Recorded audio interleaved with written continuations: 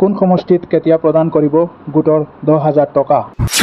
কোনে কোনে নাপাব গোটৰ 10,000 টকা? কি যোগ্যতাৰ ভিত্তিত প্ৰদান কৰা হৈছে গোটৰ টকা? গোটৰ টকালৈ কি কৰিব আৰু কি নকৰিব?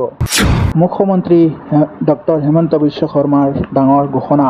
এতিয়া আপোনালোকে আসল কথাখিনি শুনক যে মহিলা উদ্যমিতা আঁচনিটো কি আৰু এই আঁচনিটোৰ পৰা আমি কেনেকৈ উপকৃত হ'ব পাৰিম। আজি আমি মহিলা উদ্যমিতা আঁচনি প্ৰথম কিস্তিৰ ধন আপোনালোকক আমি চেক যোগে বিতৰণ কৰিম। মিটিঙৰ পিছতে আপোনালোকক আমি চেক দিম। আপোনালোকে আজিয়ে ঘৰত চেকখন লৈ যাব। চেকখন লৈ যোৱাৰ পিছত আপোনালোকে চিন্তা কৰিব যে আমি কি কাম কৰিব পাৰোঁ। যদি আমি আজিয়ে গৈ মোবাইল কিনি দিলোঁ তেতিয়াহ'লে হাঁহে আৰু কণী নিদিব, হাঁহটোৱে মৰি থাকিব। হাঁহটোৱে কণী দিব লাগে নাই? এতিয়া এই 10,000 টকাটো লৈ আমি বহুত মহিলাক যাৰ 3টাতকৈ বেছি সন্তান তেওঁলোকক এই আঁচনিটো আমি দিয়া নাই। কিয় দিয়া নাই? ঘৰত যদি 3টা বাচ্চাই আছে কেনেকৈ তেওঁলোকে প্ৰডাকশ্যন কাম কৰিব, উৎপাদনৰ কাম কৰিব? জনজাতীয় লোকসকলক আমি 4টা দিছোঁ, বাগিচাৰ লোকক 4টা দিছোঁ। বাকী 3টা কাৰণ যিমানে সন্তান বেছি হ'ব দেউতাক মাকৰ দায়িত্ব সিমানেই বেছি, তেওঁলোকে উৎপাদনমূলক কাম কৰিব নোৱাৰিব।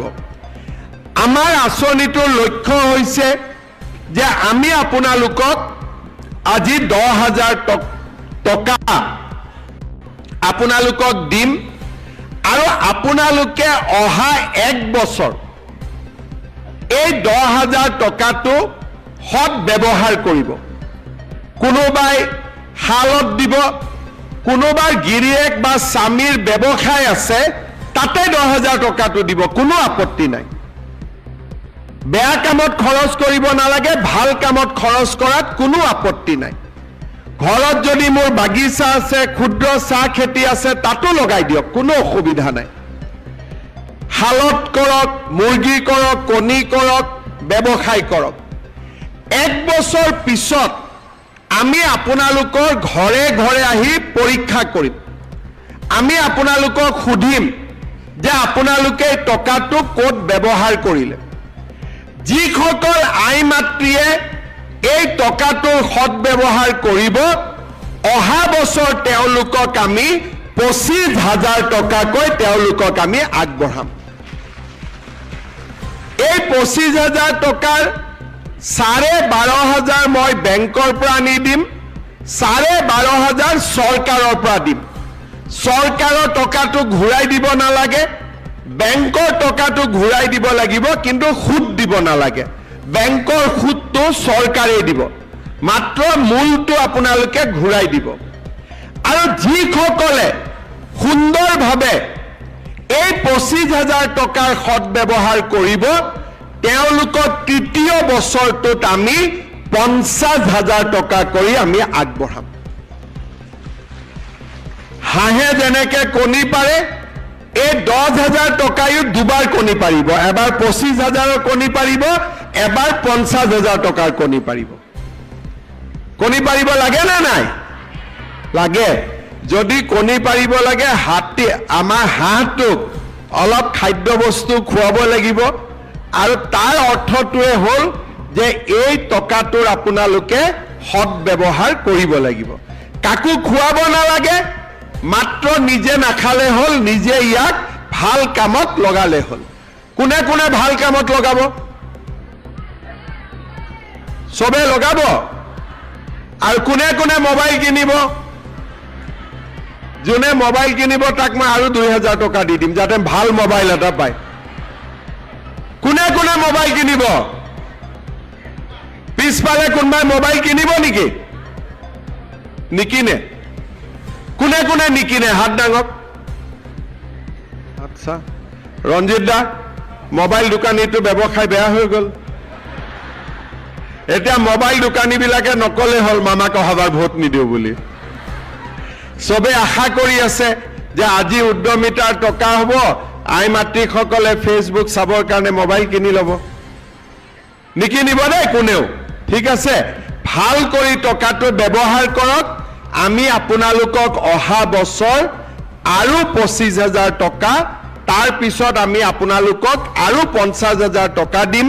মই আপোনালোকক জনাবলৈ পাই ভাল পাইছোঁ যে সমগ্ৰ অসমতে এই আঁচনিটোৰ জৰিয়তে প্ৰায় 30 লাখ, এগৰাকী দুগৰাকী নহয়, 30 লাখ মহিলা উপকৃত হ'ব। বিহালীত কিমান পাব একা আজি? 23,300 গৰাকী মহিলাই আজি বিহালীত 10,000 কৰি লাভ কৰিব। তাৰ মানে 230 কোটি টকা।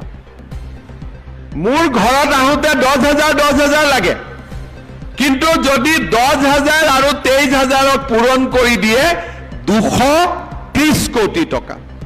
আজি বিহালী সমষ্টিত আপোনালোকে 230 কোটি টকা লাভ কৰিব। আমি সকলোৰে যদি টকাটো হিচাপ কৰোঁ, এজনৰ ঘৰত 10,000 আহিব, কিন্তু সকলোৱে যোগ বিয়োগ কৰি দিলে 230 কোটি টকা আজি আমাৰ বেংকটোত লেনদেন হ'ব। মই পুনৰবাৰ আমাৰ পঞ্চায়ত আৰু গ্ৰামোন্নয়ন বিভাগৰ সকলো বিষয়া কৰ্মচাৰীক ধন্যবাদ জনাইছোঁ। মন্ত্ৰী ৰঞ্জিত দাস ডাঙৰীয়াক ধন্যবাদ জনাইছোঁ এই আঁচনিটো সুন্দৰভাৱে আগবঢ়াই লৈ যোৱাৰ বাবে। মই আপোনালোক সকলোকে অনুৰোধ কৰিম, আমাৰ মন্ত্ৰী ৰঞ্জিত দাস আৰু ডিপাৰ্টমেণ্টৰ বিষয়াসকলৰ কাৰণে আপোনালোকে এটা ডাঙৰ হাত চাপৰি বজাই দিয়ক। আমাৰ এই আঁচনিটো বিহালীত প্ৰথম হ'ল, আৰু বিহালীত এই আঁচনিটো ৰূপায়ণ কৰাৰ বাবে মই আমাৰ সাংসদ ৰঞ্জিত দত্ত আৰু বিধায়ক দিগন্ত ঘাটোৱাল ডাঙৰীয়াকো ধন্যবাদ জনাইছোঁ। এটা দীঘলীয়াকৈ হাত চাপৰি বজাই দিয়ক তেখেতসকলৰ কাৰণেও। আপোনালোকে যিমানে উৎসাহ দিব, আমাৰ মানুহে সিমানে দুগুণ উৎসাহেৰে কাম কৰিব।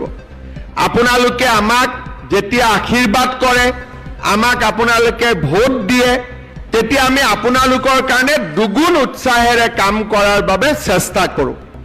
আপোনালোকে আশীৰ্বাদ দি থাকিব, যাতে অনাগত দিনতো আপোনালোকৰ কাৰণে আমি এনেকৈ কাম কৰি গৈ থাকিব পাৰোঁ।